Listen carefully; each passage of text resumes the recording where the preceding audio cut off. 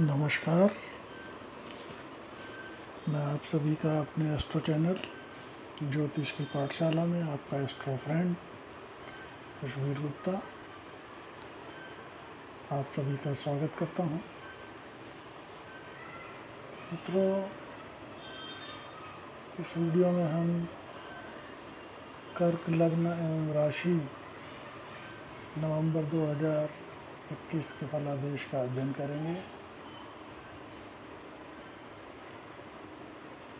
नवंबर एक ऐसा महीना जिसकी शुरुआत दीपावली के पावन पर्व से स्टार्ट हो रही है और माँ लक्ष्मी के पूजन से जो माह स्टार्ट होगा और अन्य पर्वों से जो पूरा महीना हमारा पर्वों से सुशोभित रहेगा। तो ऐसे महीने में फलादेश करना और भी ज़्यादा महत्वपूर्ण हो जाता है। तो आज जाने कर्क लग्न और राशि जिसके स्वामी चंद्रमा होते हैं और इस लग्न या राशि के लिए सबसे पहले ये महत्वपूर्ण हो जाता है कि चंद्रमा कहीं पापक तो नहीं है।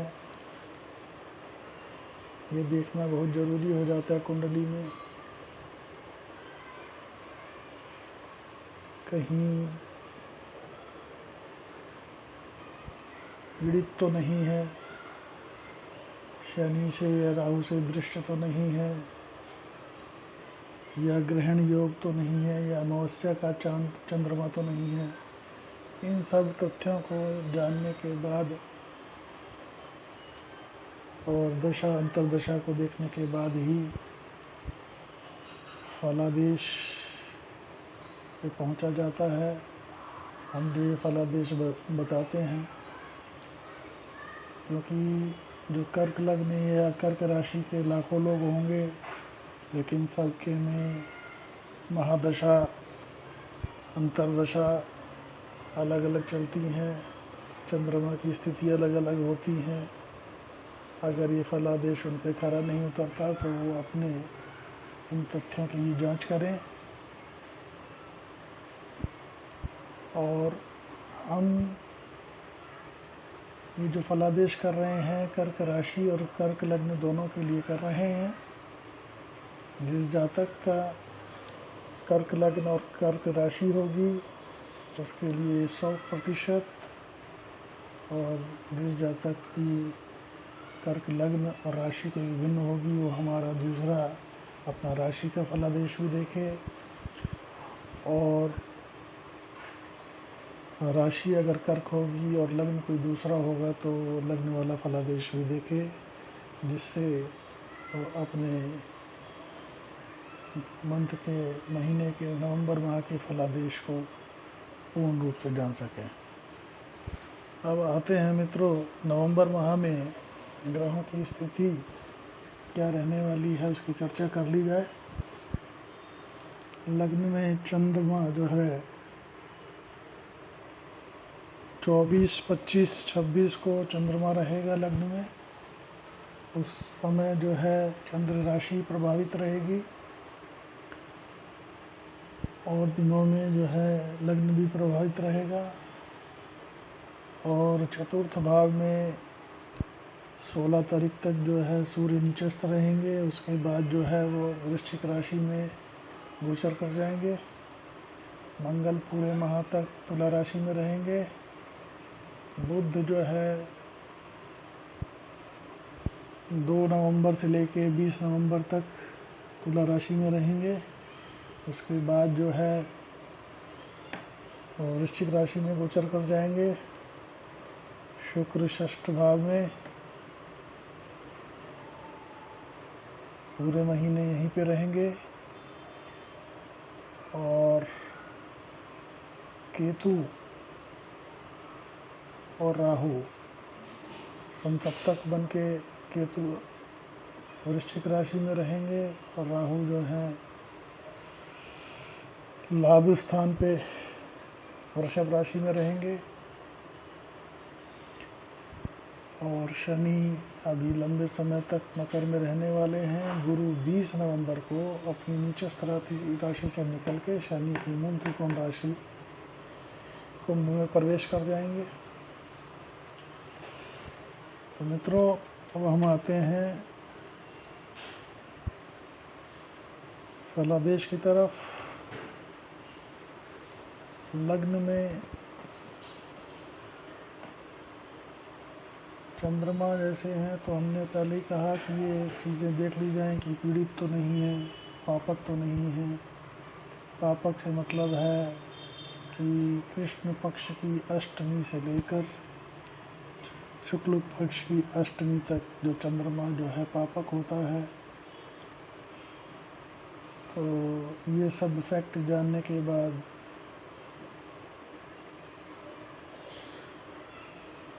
शुरुआती उसमें जो है व्यक्तित्व जो है जब देवगुरु बृहस्पति की दृष्टि पड़ेगी तो शुरुआती आभा व्यक्तित्व की अच्छी रहेगी। और इसके अलावा क्योंकि गुरु यहाँ से अपनी उच्च राशि को देखेंगे,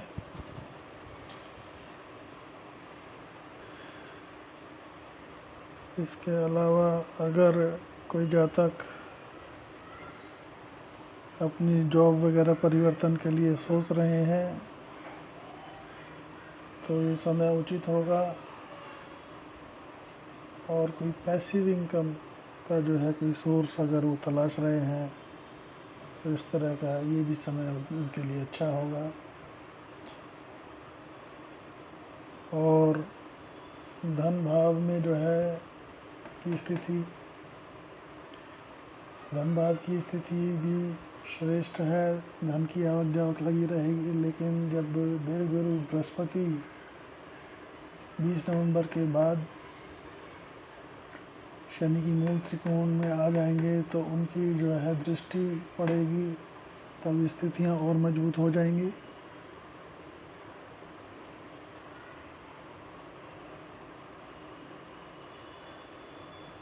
इसके अलावा पराक्रम भाव में बुध इनके स्वामी हैं। बुध जो है चतुर्थ भाव में बैठे हैं, 2-12 का संबंध बनाए हुए हैं।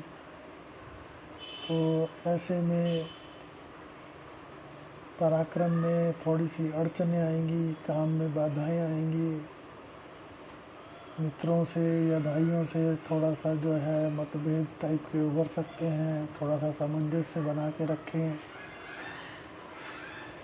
क्योंकि जब तक वो नीचस्थ सूर्य के साथ हैं यात्राओं में भी सफलता नहीं मिलेगी और एक छोटी मोटी जो है परेशानियां लगी रहेंगी। और 16 के बाद स्थितियों में परिवर्तन होगा जब सूर्यदेव अपने नीचस्थ प्रभाव से निकल के वृश्चिक राशि में गोचर करेंगे। अब आ जाते हैं हम चतुर्थ भाव में। चतुर्थ भाव में थोड़ा सा जो है मानसिक सुख की कमी रहेगी। और चतुर्थ भाव तुला, रावेश और चतुर्थ भाव के स्वामी षष्ठ में बैठे हैं। उसके कारण थोड़ा सा अगर आप कोई संपत्ति, भूमि, भवन को बेचान की तरफ जा रहे हैं तो उसमें आपकी जो है बुध और शुक्र जो है आपकी मदद करेंगे, जिससे आपका जो है कोई ऋण वाला हिस्सा जो है थोड़ा सा हल्का हो सकता है और वो पैसा आप व्यापार में लगा के अपना काम चला सकते हैं। क्योंकि शुक्र षष्ठ में जो रहेंगे वो आपको जो है आपकी संपत्ति और उसके बेचान की तरफ ले जाके आपके ऋण से आपको मुक्ति दिला सकते हैं। और चतुर्थेश सूर्य जब भी चतुर्थ भाव में होते हैं, थोड़े से जो हृदय के रोगी हैं उनको अत्यंत सावधानी से रहना चाहिए। और व्हीकल संबंधी, कमर्शियल व्हीकल संबंधी जो है व्यवसाय वगैरह, उनको जो है गति मिलेगी और उनके काम में स्थिरता आएगी। अब आ जाते हैं हम पंचम भाव में। पंचम भाव में जो है ये मंगल जो है केतु के साथ में बैठे हैं। तो ऐसी स्थिति में थोड़ा सा जो है महिलाएं जो गर्भ धारण की तरफ जा रही हैं, अपने स्वास्थ्य का ध्यान रखें।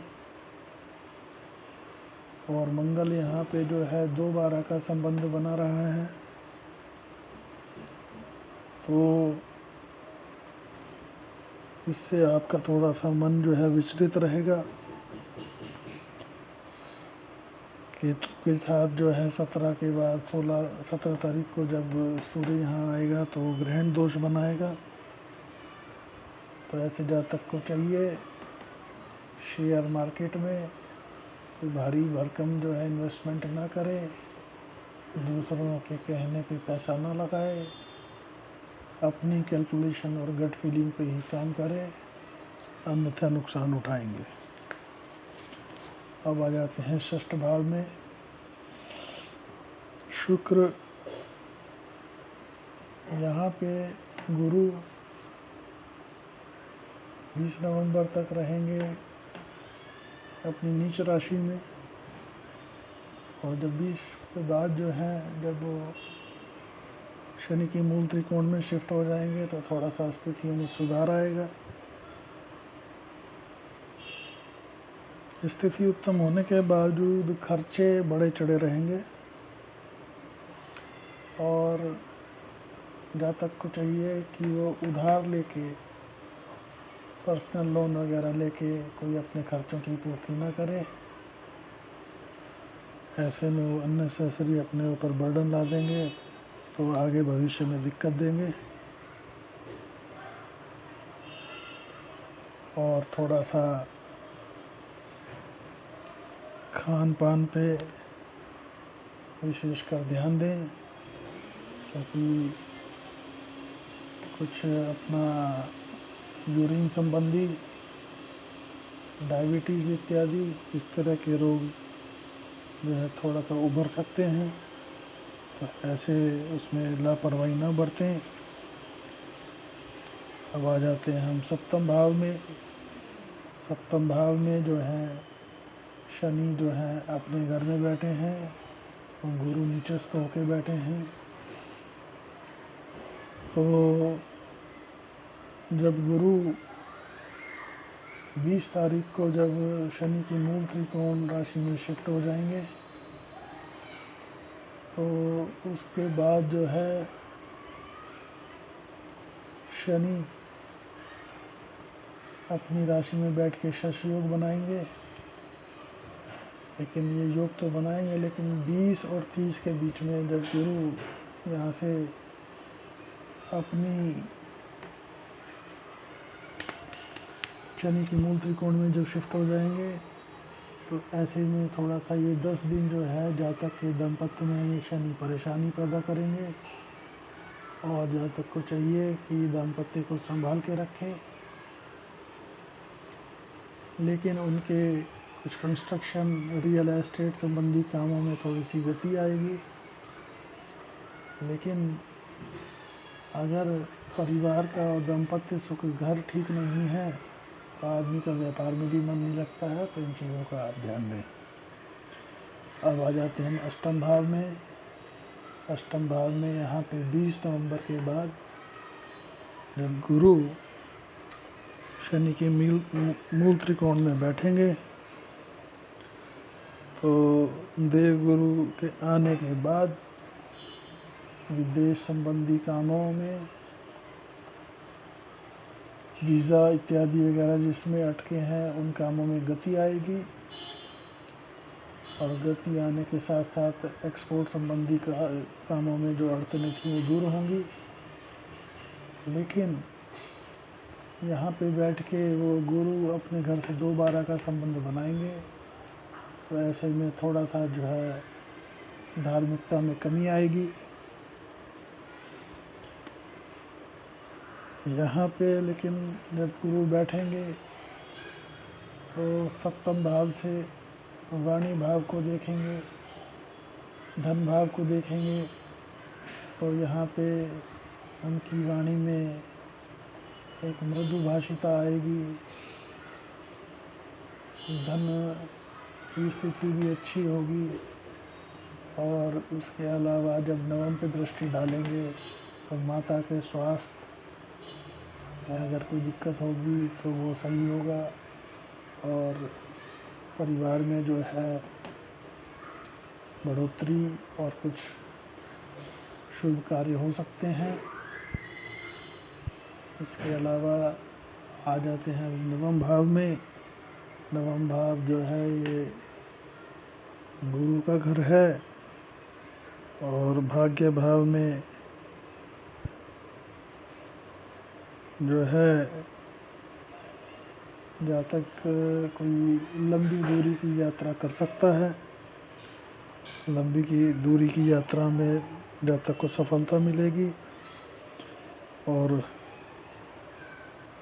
गुरु का जो है 2 का संबंध होने की वजह से थोड़ा सा जो है धार्मिकता में कमी आएगी, और धार्मिकता के साथ साथ जो है अनुभव भी थोड़ा सा हो सकता है धोखा देने वाले हों, जो जातक ही सोचेगा कि मैं ये जानता हूँ और मेरे को इसका अनुभव है, शायद वो अनुभव इस समय भाग्य का साथ न दें। अब आ जाते हैं हम कर्म भाव में। कर्म भाव में ये मंगल यहाँ पे चतुर्थ में बैठ के मंगल जो है अपने घर को देख रहे हैं, तो नौकरी पेशा वाले लोग अगर ठीक समझते हों कि इन्होंने आज तक जो है जो एक्सपीरियंस पाया है, ये जो धन अर्जन कर लिया है, तो व्यापार की तरफ जाना चाहते हैं तो जा सकते हैं। उनका निर्णय श्रेष्ठ साबित होगा। और इसके अलावा मायने पिता से जो है संबंधों को थोड़ा सा संभाल के रखें, क्योंकि थोड़ा सा व्यक्तित्व में उग्रता आ जाएगी मंगल के कारण। और उग्रता के साथ साथ माइनिंग संबंधी काम अगर आप करेंगे या कुछ करेंगे तो उसमें विशेष सफलता मिलेगी। अब आ जाते हैं हम लाभ भाव में। लाभ भाव में जो शुक्र हैं, जो शुक्र चतुर्थेश और षष्ठेश छठे भाव में बैठे हैं, ऐसे में लाभ की स्थिति तो ठीक रहेगी, लेकिन कुछ मधुमेह, डायबिटीज़ जैसे रोग उभर सकते हैं, तो अपने खान पीन उस पर सब पे ध्यान दिया जाए। लाभ की स्थिति श्रेष्ठ है। और यहाँ पे व्यय भाव में जो स्थिति है, यहाँ पे गुरुदेव की दृष्टि पड़ रही है, तो एक्सपोर्ट संबंधी कामों में वृद्धि होगी, और वीज़ा संबंधी काम होंगे वो क्लियर हो जाएंगे। और विदेश में कोई एजुकेशन के लिए जाना चाहता हो तो वो भी पॉसिबिलिटीज़ दिखा रहा है। तो मित्रों, हमने कर्क राशि और लग्न का नवंबर माह का जो है फलादेश का अध्ययन किया, और इस माह जो दिवाली आ रही है, आप सभी को हमारी दीपावली की बहुत बहुत शुभकामनाएं। अगर आपको मेरा ये वीडियो पसंद आया हो तो मेरे वीडियो को लाइक करें, मेरे चैनल को सब्सक्राइब करें, बहुत बहुत धन्यवाद। वंदे मातरम, जय हिंद।